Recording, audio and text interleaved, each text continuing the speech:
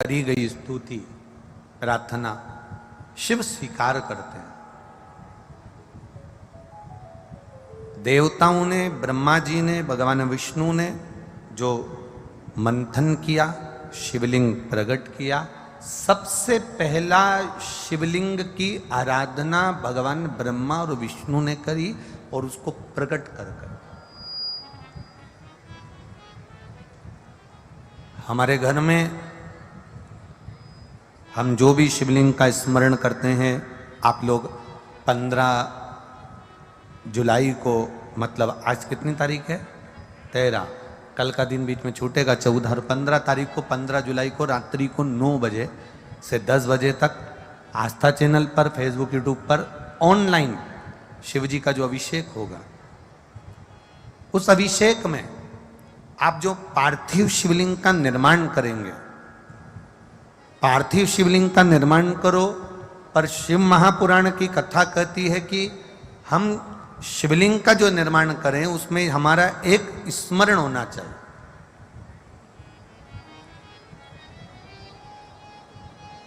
बहुत बड़े शिवलिंग का निर्माण हमें नहीं करना। थोड़ी सी मिट्टी लाकर अपने हाथ को जैसे थाली में रख लेते हैं और इस अंगूठे को बड़ा कर लेते हैं, बस इन आकृति से बड़ा शिवलिंग हमारे आराधना में, हम अर्थात अपने पार्थिव लिंग का निर्माण ना करते हुए बस इतना बड़ा शिवलिंग का निर्माण कर कर उसकी हम आराधना करें। कितना सुंदर कहा। घर के अंदर जो शिवलिंग होता है वो 4 उंगल का होना चाहिए, अर्थात बस इससे बड़ा शिवलिंग हमारे घर के अंदर ना होते हुए जितना छोटा हो जाए, जितना छोटा होते चले जाए, और छोटा, जितना छोटा शिवलिंग होता है उतना हमें जीवन का एक आनंद की अनुभूति कराता रहता। प्रयास करो। शंकर भगवान के मंदिर में जब हम जाएं, शिवालय में जब हम पहुंचे,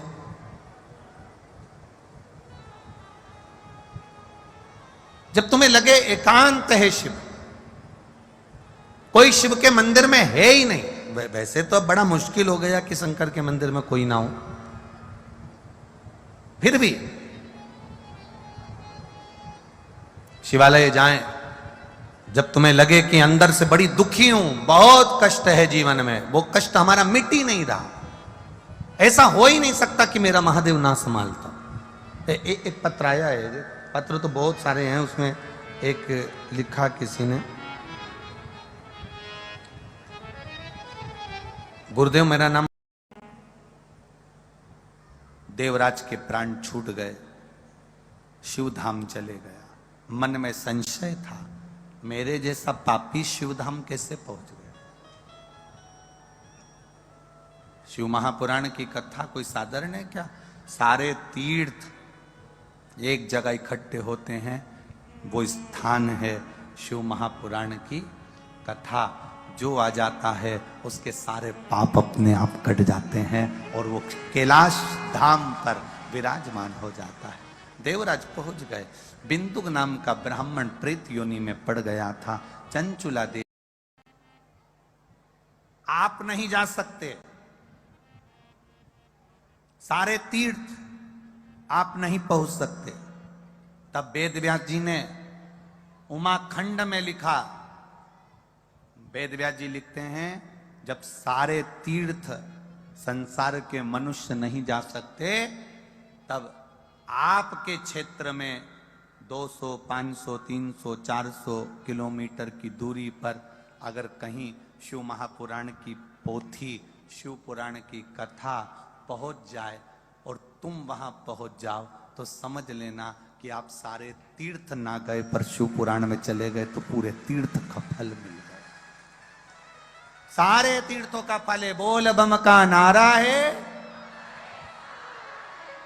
सारे तीर्थ अगर हम ना जा पाए, एक शिव महापुराण की कथा में भूलवश भी पहुंच गए, तो हमारा कल्याण।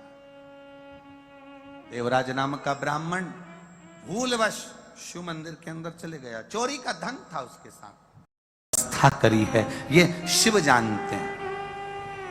क्यों वेदव्यास जी ने लिख दिया कि शंकर भगवान पर चढ़े हुए जल का आचमन करने से 3 ताप समाप्त हो जाते हैं। शंकर भगवान पर चढ़े हुए प्रसाद का मात्र दर्शन करने से हमारा दुख, कष्ट और रोग समाप्त हो जाता है। शिव जी का प्रसाद दूसरी रात्रि तक नहीं रखा जाता। शंकर भगवान, आप लोग 16 सोमवार के उपास करे होंगे?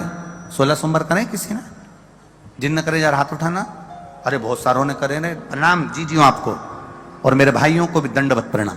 आप लोगों ने 16 सोमवार करें। उसमें लिखा है शंकर भगवान का चूरमे का जो प्रसाद बनता है, उद्यापन का जो प्रसाद बनता है, उसको 1 रात्रि नहीं रखा जाता। यह 16 सोमवार की कथा में लिखा है, यह 16 सोमवार के उद्यापन में लिखा है। शिव का प्रसाद 1 रात्रि नहीं रखा जाता। क्यों? शिव महापुराण की विद्येश्वर संहिता कहती है, शिव का प्रसाद सामने आया और तुमने ये विचार करा कि इसको मैं बाद में खाऊंगा, उसका भी दोष हो जाता है। शिव का प्रसाद आया, उसको तुरंत पालो, प्रणाम कर लो, नमन कर लो, उससे भी हमारे ताप, दुख, कष्ट समाप्त हो जाते हैं। तो ये शिव तत्व को पाने का तरीका हमारा शास्त्र बताया। अब दुनिया के लोग कहे क्या जल चढ़ाने से कुछ फल